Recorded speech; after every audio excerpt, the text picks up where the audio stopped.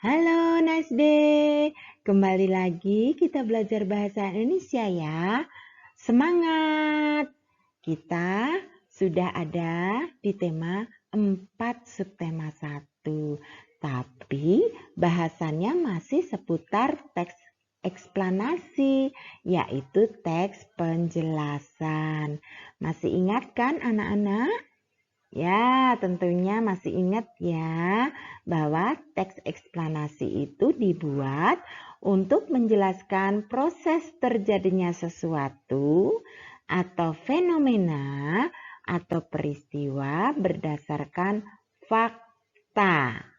Ya, masih ingat kan anak-anak? Yuk, kita pelajari lebih lanjut lagi. Selanjutnya, bagaimana menemukan informasi penting dalam teks eksplanasi? Seperti Bu Wahyu katakan tadi bahwa kita mengulang kembali pada penjelasan di tema 3 bahwa informasi penting dalam teks eksplanasi terdapat pada bagian isi atau penjelasan. Bagaimana cara menemukan informasi penting dalam teks eksplanasi? Yuk, berikut adalah cara menemukan informasi penting dalam teks eksplanasi. Yang pertama, membaca dengan baik teks bacaan. Yang kedua, memahami isinya. Lalu yang ketiga, mencatat kalimat atau kata-kata penting dan menjadi inti dari bacaan. Yang keempat, menuliskan hal-hal penting secara singkat, jelas, dan urut. Ciri-ciri teks eksplanasi. Untuk mendapatkan informasi penting, maka kita perlu memahami ciri-ciri dari teks eksplanasi. Ciri-ciri tersebut adalah 1. Dapat dilihat dari strukturnya, yaitu terdiri dari pernyataan umum, urutan sebab akibat, dan interpretasi. Yang kedua, dilihat dari kaidah kebahasaannya. Mari kita lihat satu persatu penjelasan dari kedua ciri-ciri teks eksplanasi tersebut. Struktur teks eksplanasi.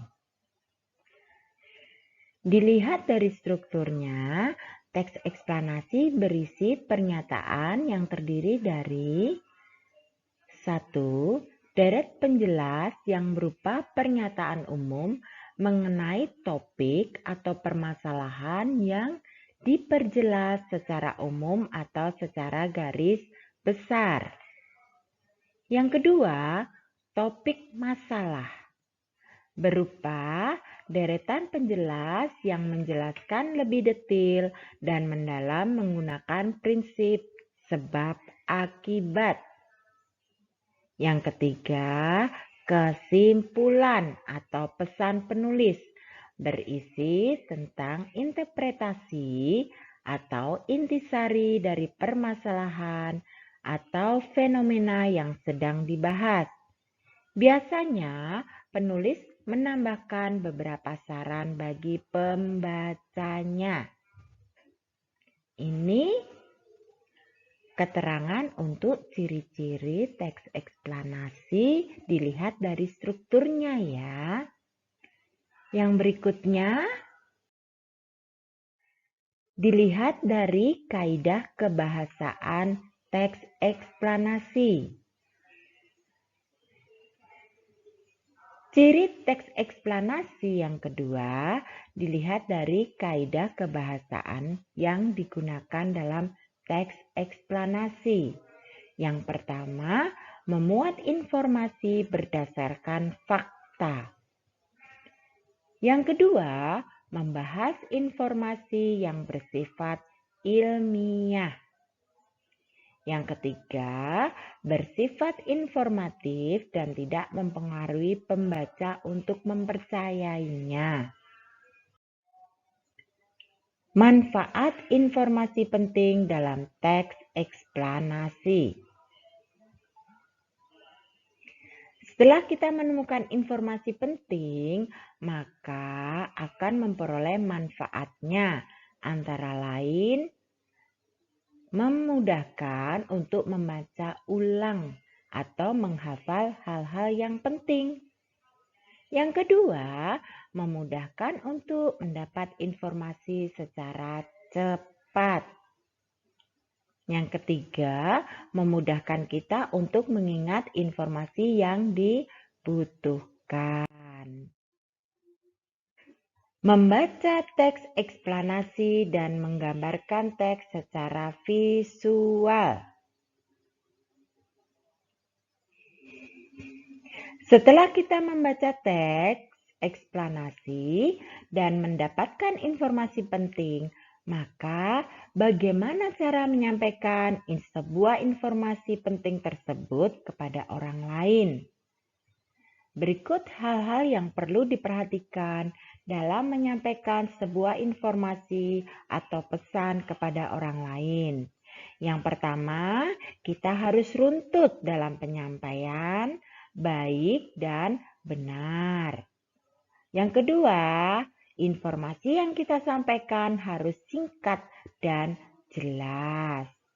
Yang ketiga, tentunya harus akurat dengan menyampaikan adanya sumber datanya dari mana. Yang keempat, catatan kecil tentang hal-hal yang kecil. Yang kelima, memahami betul isi informasi atau pesan yang ingin disampaikan. Baik anak-anak, pada subtema 1 ini sudah kalian pelajari tentang 1. Menemukan informasi penting dalam teks eksplanasi dengan membaca, memahami, mencatat kalimat atau kata penting, dan menulis hal-hal penting secara singkat dan jelas. Memahami ciri-ciri teks eksplanasi baik melalui struktur atau kaidah bahasanya. Yang kedua, manfaat informasi penting. Sekali lagi yang kedua tentang manfaat informasi penting. Yang ketiga, bagaimana menyampaikan informasi penting kepada orang lain. Nah, terima kasih ya anak-anak sudah memahami materi belajar kali ini. Sekali lagi saran untuk kalian baca kembali LKS tema 3-nya ya. Nah, untuk memahami kembali, kalian jangan lupa maksud Bu Wahyu untuk memahami LKS tema 4 subtema 1 dan berlatih mengerjakan aktivitasnya. Selamat belajar dan sehat selalu dan semangat selalu. Nice day. Seperti biasa, kita ketemu lagi dalam kegiatan meeting kelas. Dadah.